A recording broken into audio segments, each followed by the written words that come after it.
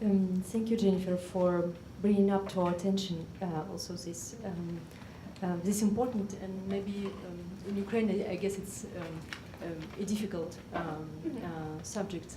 I mean, difficult in the sense that it might seem to some as something not important actually in Ukraine, especially in this actual context. I would have some questions. And I will start with imaginaries and ideals actually behind, because what you are talking about is you're talking about also opposite ideals actually of the state and the self. And especially when I saw these images and read your paper on internet party, it made me think that those raids still exist, and it's not internet party which is engaged in such kind of direct violent actions, but you have private sector, after Maidan, Azov in Odessa, as far as I know, and different vigilante groups who are continuing as this kind of, and conducting this kind of actions. Yes. So my question would be, we are here talking about the search for an ideal state, I think. So, and a question here, and it echoes to what some of us also dealing with, definition of the state, its functions, and the perimeter of its intervention. What should the state do, and how should it work? So could you just elaborate about these opposite images from the point of view of those groups, maybe the elites, I mean the Ministry of Health, for example, what the state should be, and also for the alliance, the organization you mentioned, and also imageries of the self. What is the image and the ideal of the self as a citizen? How it is envisioned by those actors. So state and the self. So state and the self. So I think that it's important to frame the answer of this question around a piece of social theory that's been very formative in social anthropology for a long time, and that is a description that was given by Claude Lévi-Strauss, and he defined people who move through their own cultural vernacular to create new things. He used the word bricoleur, and what he meant is he talked about someone sort of shell combing on the beach, like finding interesting shiny things and then putting together something new out of them. And that's how we as a species tend to work with cultural concepts, cultural objects. So people put together the idea of who I should be, who you should be, how the state should be treating us out of ideas and pieces that were already there before. So this is why we can see, references to modern neoliberal democracy. This is why we still see legacies of Soviet paternalism, and why there's sometimes not a lot of sense to how they balance one another or how they're put together. It's just those were the discursive tools at hand. As far as the government goes, I have not had access to a lot of people in Ministry of Health. I'm hoping that that changes under the new regime, and the Ministry of Health is actually, there's some very, very interesting things happen. I'll limit my comment to say that I have reason to be optimistic in the last couple of weeks. I'm surprised in a good way, which is unusual in politics this month. So I think things are getting better, but what I have is the conventional wisdom that was shared with me by people who work in public health in Ukraine, the folks who have dedicated their lives to this kind of work, who have had opportunity to go to stakeholder meetings, talk with the government. And there's two sort of major pieces of logic that they feel have been informing this. One is the Ministry of Health or any government agency has a wide capacity that should not be underestimated to not care. All right, so there's a major political will issue that happens, and that is indiscriminate in a way. The other thing is that, especially around this Order 200, the Global Fund, as I had said, has been paying for everything in these methadone programs, buying the drugs, buying the light bulbs, paying the power bills, everything. And the Ministry of Health has not yet put forward a sense, even though there are national plans that are like, we have a goal of paying for it and expanding the program triple-fold by last year, none of that has ever been really budgeted. And so, but nevertheless, the Global Fund grant is up at the end of this year. So January 1st, that money stops flowing. And when the Global Fund really started putting pressure on the Ministry of Health saying, hey, we've built these really top-heavy, expensive programs, and now it's your job to pay for them, the response was, eek, let's make them less expensive and restrict access. So this was a fundamentally self-preservationist financial decision that was permitted ideologically by the fact that who cares, it's just drug users, right? As far as individuals go, I find at least in my experience, and I'm sure there's people here who can add to this in different degrees, that the concept of drug use or drug user really resonates within what Nicholas Rose has called an ethopolitics, or a way in which we think about, we divide people up in our minds into different types of people, different characters of people with different ethics and different metaphysics. It's an ethopolitics that makes us think of the wanton addict, of like, oh, they just, don't care, right? That's an ethopolitical value. And so there's an ethopolitics in Ukraine that I've noticed that provides a lot of privilege to people who can be construed as acting soberly, deliberately, with agency. It's not the same thing as the American pull yourself up by your bootstraps sort of thing, but it's valued, and that can be seen in the devaluation of people who we can claim do not have that. People who are bidlo, sambirovani, rabi, like slaves, cattle, thoughtless folks, whatever, and the idea that narkomani just sort of like slides into that ideological slot very, very cleanly. So that's, I think, the idea that the state should be protecting citizens against these people who are, by their nature, nefarious and open to abuse by others, right? You can fill an anti-Maidan square or a checkpoint in Crimea or in Luhansk with all of these brainless people because they're puppets. That's the idea. I think that's very wrong, but that's the idea that motivates me. You've mentioned legacies, and I think it's going to be my second question. What are Soviet legacies in those politics, approaches, and visions of drug users? And Soviet legacies versus international influence and circulation of knowledge. So how those two components act in Ukraine? So I think that there is a lot of contradiction in the public view, and that is absolutely not unique to Ukraine. Even the United States has a profound capacity for thinking contradictory, irrational things about drug users. We all do. It's something that we share. But what I see is, or my read of this, is that there is a small thread of paternalism that continues, of the same way that else we might expect the government to keep the roads managed, to keep the street lights on, to keep the police under check. Like this is literally your job as a government. This is the purpose for having a government, that keeping those dangerous people under control is part of what they should do, and that this is just owed as an obligation and protection to the citizens. And I perceive that to be thought about in a way that is less risk society, less liberal democracy, sharing of risk, more centralized control. And so I think that logic is not immediately rejected by a lot of people because it's a familiar logic. At the same time, there is some interesting, the idea of what addiction is, and I absolutely fall into the camp that addiction is a cultural construct, and I say this knowing many people who have needed and benefited from addiction care, right? And so we can talk about that later on if you want to break that down. But the idea of what it is and what the problem is and how you should solve it really varies from culture to culture. And in the sort of very early Soviet period, the idea of drug use fell in line with the Marxist ideas that we heard about, I believe, yesterday, where this is a problem of capitalism. People are just, so there's all this anomie, there's all this ennui, and if you take away all of the social oppression, well, they won't need to self-medicate anymore. Turns out that prediction didn't exactly work. Opiates make people feel really good. We have a very long history as a species of interacting with them. And so the idea was, if the causes for your drug use are taken away, your environmental triggers, then you're just, it's a personal problem. It's you. And so that, I think that logic still maintains. It maintains in the United States as well, but it fits into that sort of logic. And I have another question also. Yes. You started going comparative, and I would like to invite you to go deeper in this with a question.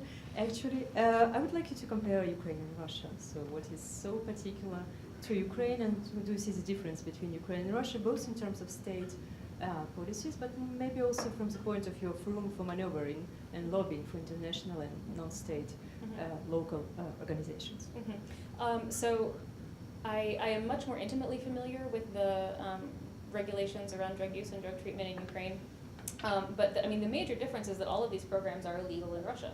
Methadone is illegal. The use of buprenorphine, which is the other option besides methadone, is not available for use for drug treatment. And so these services simply aren't there. And now, like anything, methadone, buprenorphine, medication-assisted treatment is not a one-size-fits-all thing. There are some people for whom it is just not the right idea, but there's a lot of people for whom it works pretty well.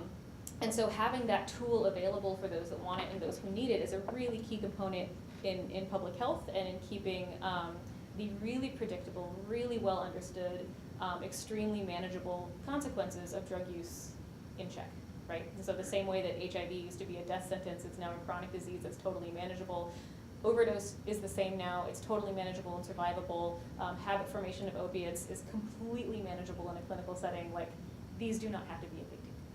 And the tools that exist to manage it in Russia are not there, and they're not there because a very political social stance has been taken, that drug use is bad, that people who, just the sheer act of it is bad, that the symptoms of whatever you're experiencing are the problem, not the problem underlying the symptoms.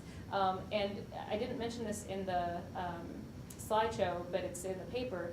In the Ministry of Health, when they were going back and forth with the Alliance in 2012, also made this really clear statement of, look, we want to have these 2 failed treatment efforts because something around, I think their numbers, they were bad, but they're like 3 to 10% of people who just go to group and talk about it remain abstinent afterwards. So you are denying between 3 to 10, or if we want to do really bad math, 6 to 20% of people who go through these 2 trials of a life free of drugs. And they talked about the iatrogenic harm of, like, you're just going to be keeping people on drugs. That's a really bonkers idea. It's a very, very bonkers idea from a medical point of view.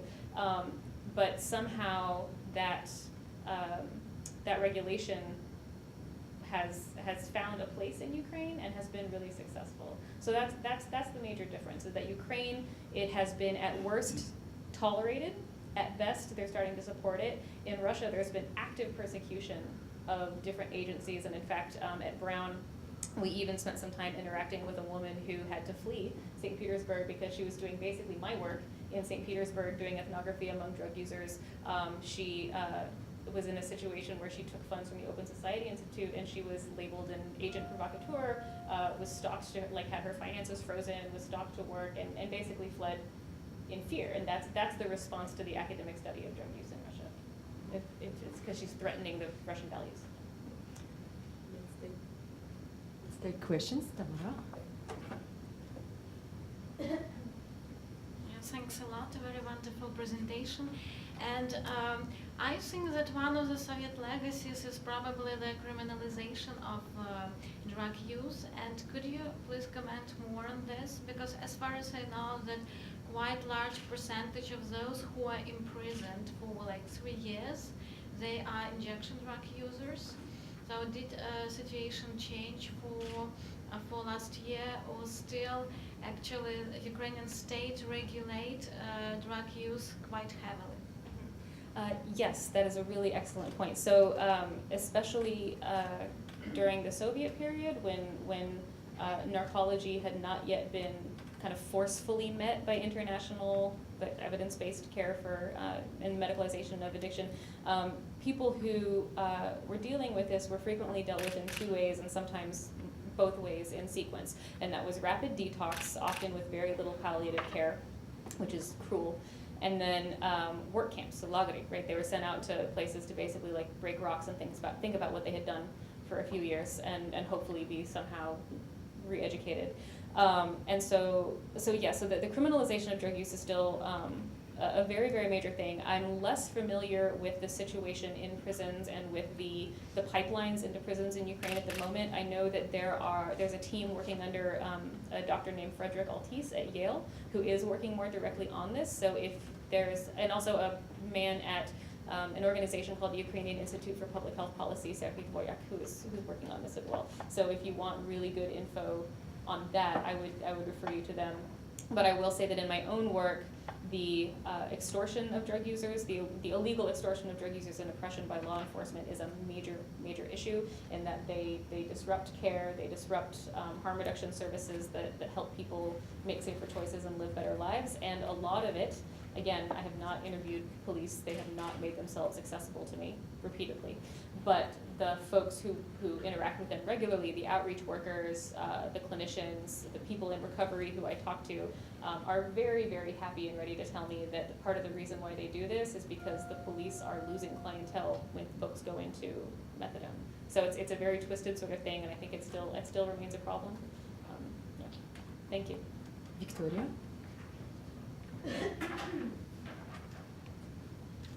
My question is about Crimea, because as you said, there were programs which were shut down. And do you trace what happens with those who were on methadone programs in Crimea? Are they moving to Ukraine and are transferred to other centers, and how is it in the public discourse of Crimea now presented? Is the situation radically changing, or it's gradually changing? Thank you. That's a very important question, and thank you for inviting me to talk more about this. So the situation in Crimea, on a personal level, is very upsetting. A number of the people who appear in my dissertation and were very formative to my work are now dead because of the policies that have been enacted in Crimea under Russian jurisdiction. The short version of the story is that as soon as Crimea was annexed, people whose business it already was to advocate for these kind of programs panicked. Alarm bells went off because they're like, these programs aren't available in Russia, and they started lobbying and talking and writing letters saying, you have to maintain these programs. And we know, just statistically, no matter where you are at the greatest risk of overdose in two situations: when you've just left prison and when you've just left treatment. Those are the times, if you're gonna die, that's when you're gonna die, right? That's how we lost Cory Monteith, that's how we lost Philip Seymour Hoffman, that's how we lose everybody. And so rapidly cutting off access to this treatment is gonna put a ton of people at risk, really destabilize them, and even for those that survive that, it's gonna be, like, in the long run, much, much worse. So they promised, they being basically Viktor Ivanov, the head of the Russian drug control service, he promised back in April, or maybe even March, that this was, like, we're not going to cut this off, we're going to keep this going, I'm probably going to be a jerk about it and shut it down eventually, but for the moment, hang tight. And then May 1st, just doors closed. People were given no notice. There was no time for transition, there was no time to create backup plans. It was profoundly irresponsible, but also profoundly effective from a political strategy point of view. And so following that, what happens is people who are used to this steady state of methadone go into massive withdrawal, because ironically, and this is another, as a medical anthropologist, this interests me, methadone has much worse withdrawal symptoms than heroin. So that's for another conversation. But, and so people went into crisis, and so many people scattered, and the ability to track where they went was very, very difficult. And you hear, I've been hearing stories. A friend of mine, Jonathan Danyliw, who's now a professor of anthropology at Wayne State University, he works in tuberculosis, went to a major tuberculosis conference in, I believe it was Spain, a couple years ago, and he was like, oh, I met some people who were in Luxembourg, and they were like, we have some Crimeans on methadone. Like, 4 of them showed up. Like, we don't know how they got here. But, you know, so people really scattered to the wind. A lot of folks went to St. Petersburg. Some folks, the Alliance, were able to help bring into Ukraine, but of the 800 people that were receiving care in Simferopol specifically, 100 of them died within a few weeks, either to overdose or to suicide. And as far as the public discourse goes, I'm not sure there is one anymore because it's been clamped down, and I won't name anyone specifically, but a number of people in Crimea who had been profoundly successful and valuable advocates for the health rights of people who have a relationship with opioids, were essentially forced to capitulate. In Jesse's terms, they took a knee and started putting public statements out in the newspapers of, like, I regret that I was ever in support of methadone, blah, blah, blah. I mean, under duress, they did that. So. Jessica.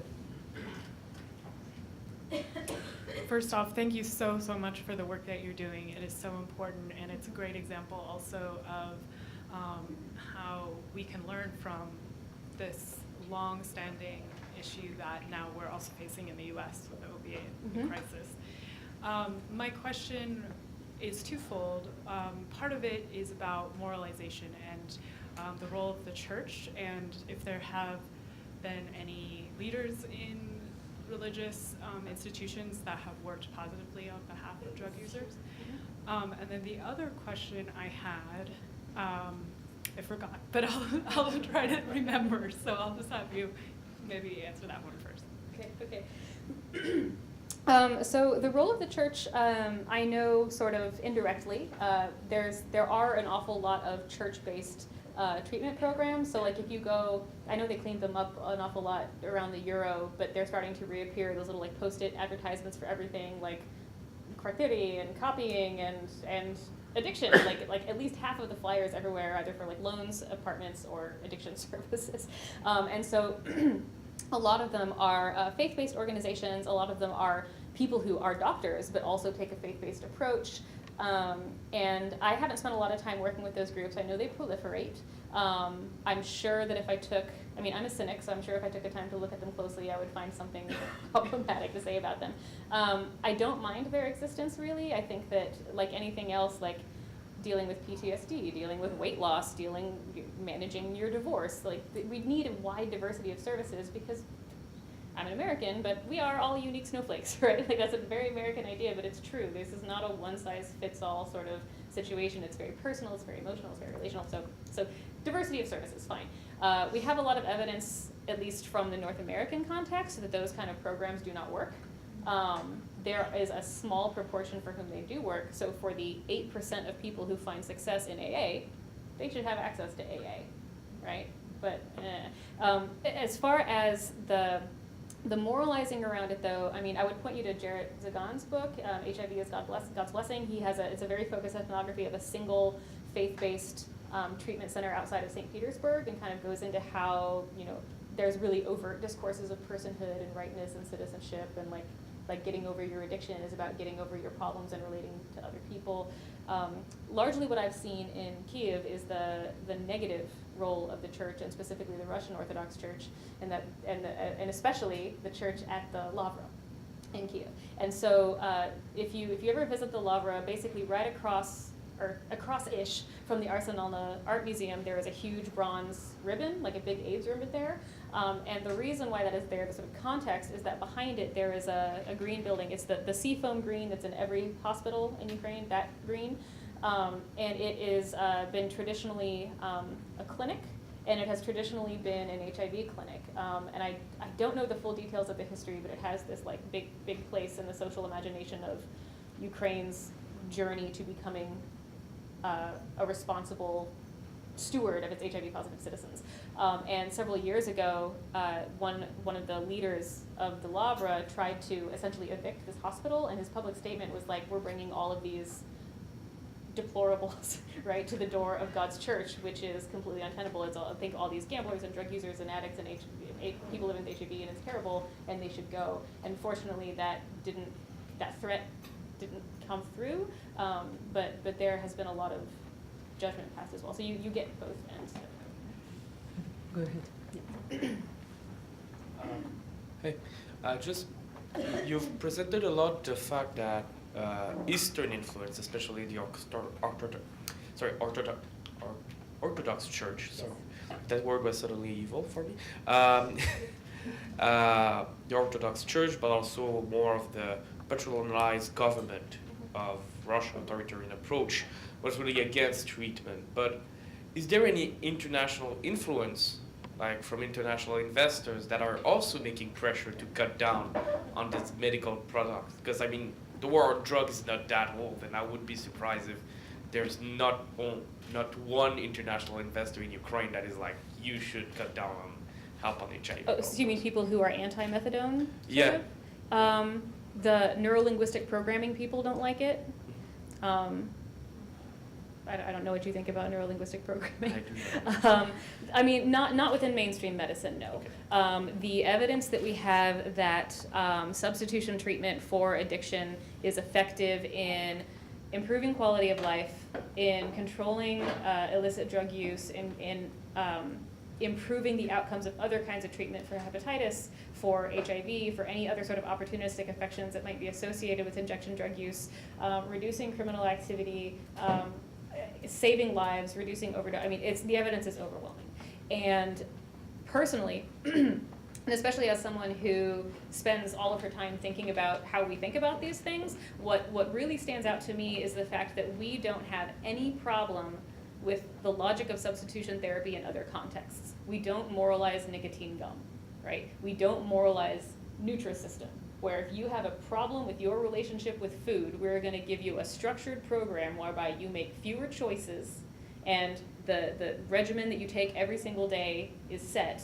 It's the same logic, right? And so if we want to stand up and say, you know, that's okay, but methadone care is immoral or problematic or any adjective you want to choose because we are keeping people on drugs, and anyone is free to feel that way, but we have to acknowledge that there's cognitive dissonance there, right? And that there is a certain double standard that's being put forth.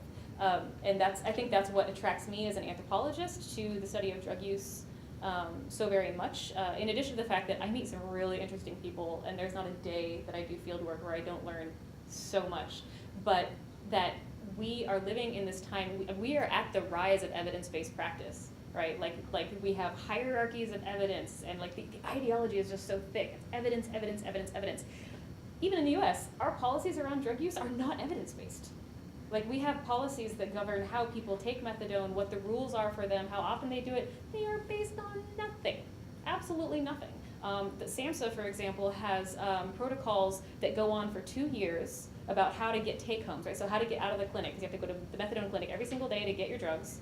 And then if you are good, then you get to take some home and maybe like skip the clinic on the weekends. And they have staged that out, like first 90 days, you're a perfect patient, you get 1 day. Second 90 days, you're a perfect patient, you get 2 days.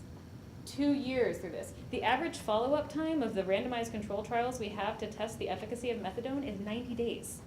So they literally categorically have no good reason to set those policies except myth about drug use and political fears. So it's true in Ukraine, it's true here. Yeah. We have time for one more question. First of all, thank you very much for your presentation. It was fabulous. I'm from West Virginia, which is one of the hardest hit states by the opioid crisis in the US. And this is a constantly simmering issue at the local level, constantly hearing discussions about it. So it was really great to have this perspective. I wanted to ask you about the Ukraine State Service on HIV/AIDS and Other Socially Dangerous Diseases. Yes. Lovely title. Talk about, you know, a normative title. I wanted to know a little bit more about the origins of that commission, I suppose. How you define, or how this commission defines socially dangerous diseases, and also if there was any overlap with sort of the LGBT rights movement or normative discourses around that particular piece of, because, you know, the whole concept of gay rights are not necessarily a universal truth, which some people take. It seems like that could come into play here as well, so I'd be interested to hear your thoughts. Yeah, so the history of that sort of subcommittee or working group service within the Ministry of Health is storied, and I don't know all of the details. I mean, I think there's an entire book just to be written about that, and to be perfectly honest, I would buy it and read it if anyone wants to do it. So I know that it was dissolved and then like reformulated in 2012, and I know this because my, what did they call it, international expertise visa was tied to that service, and then my fieldwork got delayed for 3 months because I got an email from my sponsor organization that was like, so the government agency where we registered our project doesn't exist anymore, so we have to wait for them to exist again and then register their existence, and then we can exist again and then register our existence, and then we can invite you back to Ukraine. So it's a big hullabaloo. By socially dangerous diseases, I think they just mean infectious diseases, because they deal with HIV, they deal with tuberculosis, bloodborne things like that, and so it's the rhetoric is, it's almost the opposite of a boundary concept, right? In that we are talking about the same thing. We're just talking about TB and HIV, but in the United States, the way that we think about, or I guess just sort of like the global health apparatus, the WHO kind of sphere, we think about this as infectious disease because humans aren't like morally interacting with it, whereas the moral consequences sort of come to the fore in the imagination, at least in the people of that group, right? As far as how they interact with queer rights groups in Ukraine, I can't answer that question. Part of the reason might be because the role that infectious disease and especially sexually transmitted disease plays among people with same-sex partners is largely ignored. There's a lot that's been written recently about how men who have sex with men, which is a moniker that denotes practice, not necessarily social identity or community, are grossly underestimated in the epidemiological statistics because people fail to report it or it gets misclassified for a lot of reasons. And then there's also a piece that just came out in Critica by one of my colleagues, Andrei Chibisov, that talks about the health of LGBTQ people in Ukraine and really kind of synthesizes a lot of these ideas. But I do know that it was this service, and specifically Tatiana Alexandrivna, who was responsible for telling everyone that they were going to get tuberculosis if they went to Maidan. Right, and that was for there. Like, everyone at Maidan, by the way, has TB, hepatitis A. You get it from sharing food. No, you do not. You can get it from standing out in the open. No, you cannot. And it's spreading all kinds of misinformation about. You are more at risk of TB riding the subway in Kiev than you are being out in the open. And so it has definitely been exploited for political purposes. I can't speak to its current state, though. Okay, thank you. Thank you, Jennifer.